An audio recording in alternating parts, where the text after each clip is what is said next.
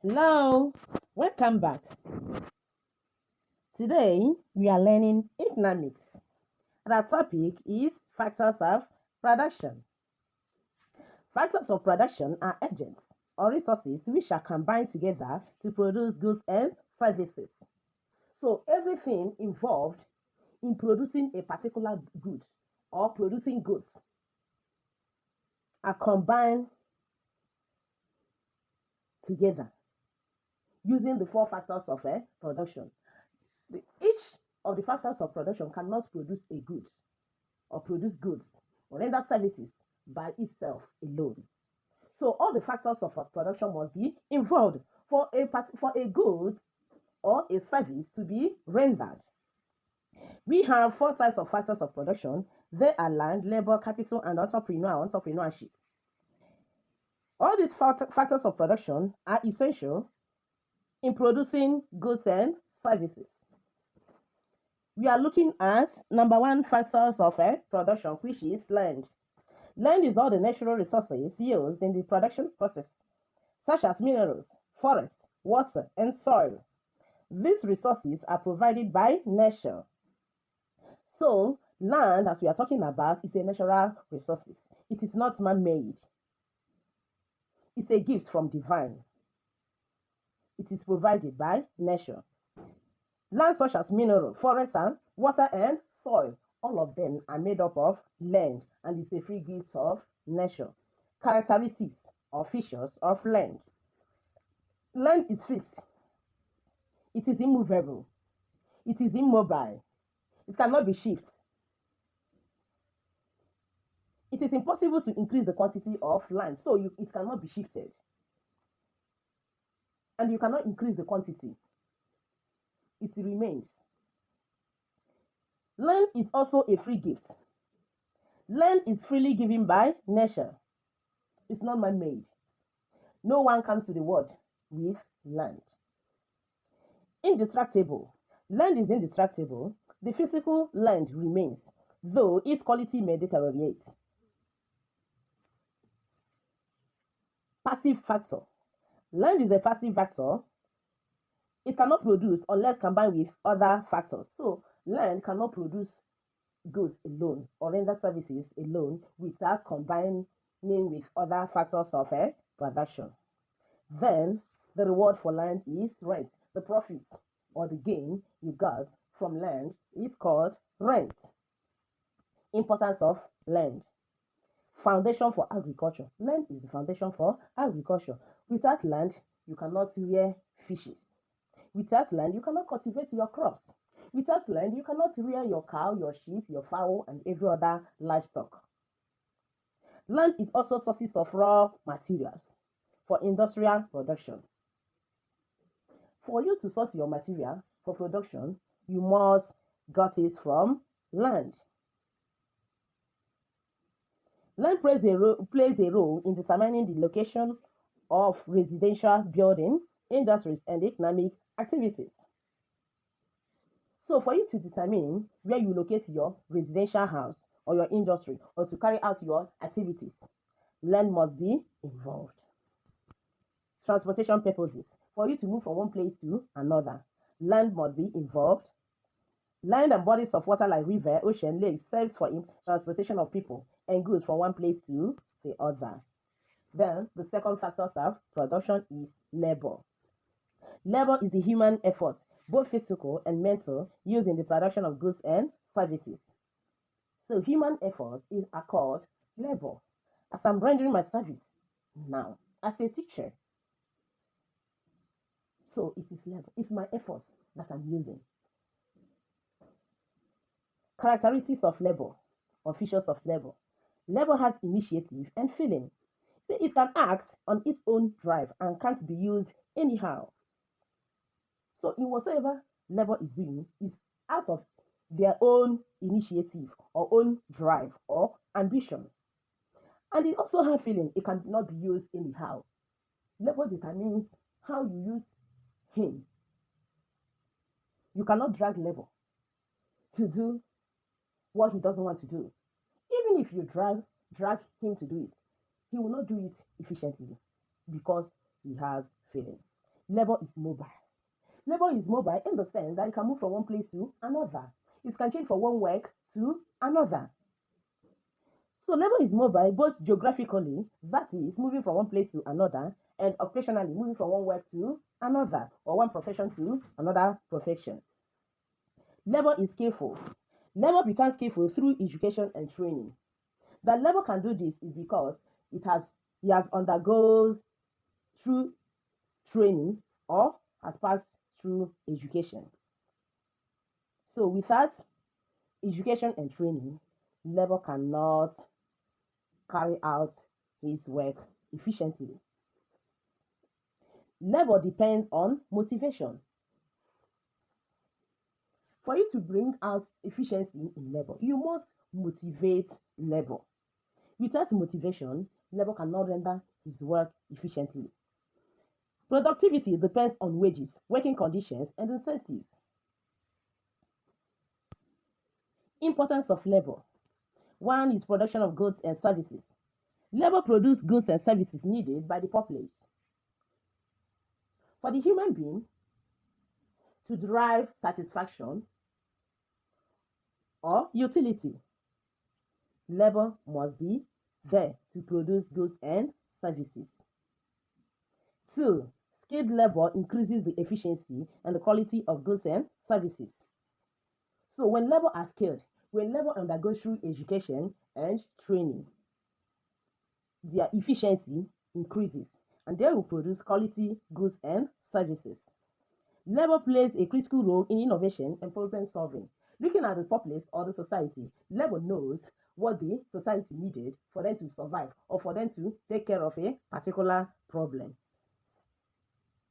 So they bring out new ideas and determine how to solve a particular problem. Number 4, operation of machine. He operates machine and carry out the various production processes. So it is labor that will operate machine. The machine cannot operate itself. Land cannot come and operate machine. So it is the work of labor to do that, so that production will take place. Then, another factors of production we are looking at is capital. Capital is a man-made asset used in the production. In other words, it's a man-made resources, wealth used to produce other goods and services, such as machinery, tools, buildings, and technology. So, capital we are talking about is man-made. It's not gotten from divine directly. It is man-made. Like the wealth, it's man that will make his wealth to produce goods and services. Like machine, all of them are included in capital. Tools used in production of goods or in rendering services is man-made. Machinery is man-made. Building is man-made. And other technology used in production and rendering services. All of them are called capital and they are man-made. Then the reward for capital is called interest. Importance of capital. Number 1, facilitates production. Capital facilitates production. Adequate capital to any business outfit helps in mass production of goods and services. When you have enough wealth, it helps you to produce your goods in mass. It helps you to produce your goods in mass. But when you have limited capital, you produce but not enough. Number 2, it assists in location of industry. Social capital like electricity, good roads, and water helps to a large extent in the location of industry. So, where there is electricity, good roads, and water, it helps the traders or entrepreneur to locate his industry. That's why you see people migrating from rural areas to urban areas, because there are social amenities like electricity, good roads, water, and hospitals. So all these social capital help the entrepreneur to locate his industry. Capital also increases standard of living. Acquisition of capital by individual or government helps them to have a higher purchasing power. which enable them to have access and other properties that promote standard of living. When an individual or government acquire a lot of capital, it helps them to purchase much or enough, and it also enable them to have assets and other things that will help them to promote their living. So capital helps in increase of standard of living. Production of quality goods. Capital help firms to produce quality goods and services as a result of acquisition of modern tools or modern machines. So for a firm to produce quality goods, it have acquired enough capital to purchase modern technology. Then we are looking at the number 4 of factors of production, which is entrepreneurship or entrepreneur. An entrepreneur coordinates, controls, and organizes the other factors of production, like as we've mentioned, land, labor, capital. Is entrepreneur that coordinates them, that controls and organizes them for them to carry out production. So in order to make maximum output at minimum cost, so entrepreneur organizes all these factors of production to make maximum output and at minimum cost. So for them to drive their profit. And also assume the risk of a business to create goods or services. It's entrepreneur that bears the risk alone. He bears the risk alone. He's the one that will say, what will I do? Okay, let me do this so that I will produce at a minimum cost. Sometimes it might turn out as a loss or sometimes as a profit. So whatever case it may be, the entrepreneur bears the risk alone. Entrepreneurs combine land, labor, and capital to drive production. Characteristics of entrepreneur. Number 1 is risk taker. Entrepreneur takes calculated risk to achieve profit and suffer losses alone. So it's entrepreneur that takes his risk alone. He achieves profit and suffer his loss alone. So when it is time for him to benefit, it's only him. When it is time for him to lose, it's only him. So he's the one that takes the risk, cannot share the risk with the land, capital, or labor. Another one is innovative. Entrepreneur identifies gaps in the market and develop new ideas or products. So entrepreneur identifies the needs of the people or the problems of the people and develops new ideas or innovation for products for the masses to drive satisfaction or utility. Decision making. Entrepreneur takes decision on what to produce, quantity to produce, and what to supply, and at what price to sell. He takes decision on what to produce. For him to produce this, he's the one that decided. This is what I want to produce.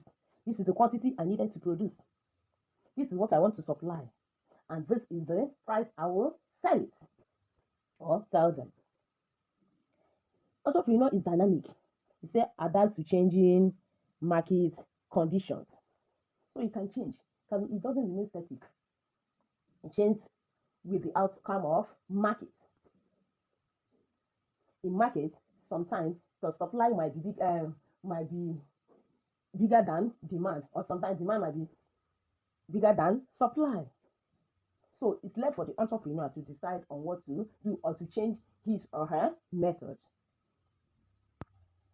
Importance of entrepreneur is still the same as characteristics. Decision making. He takes decision in the course of production of goods and services. 2. Organization. He organizes productive resources for production of goods and services. Drives innovation and economic development. New ideas needed in the production or economic development. He's the one that will initiate that. Number 4, creates jobs and new business opportunity. He's the entrepreneur that employs the labor. He's the one that provides new business opportunity.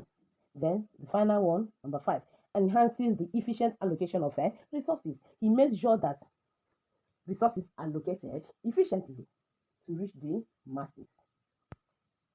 Therefore, it is important to know that factors of production are interdependent. Yes, he's not alone. He's dependent on other factors of production. Without land, there are no resources.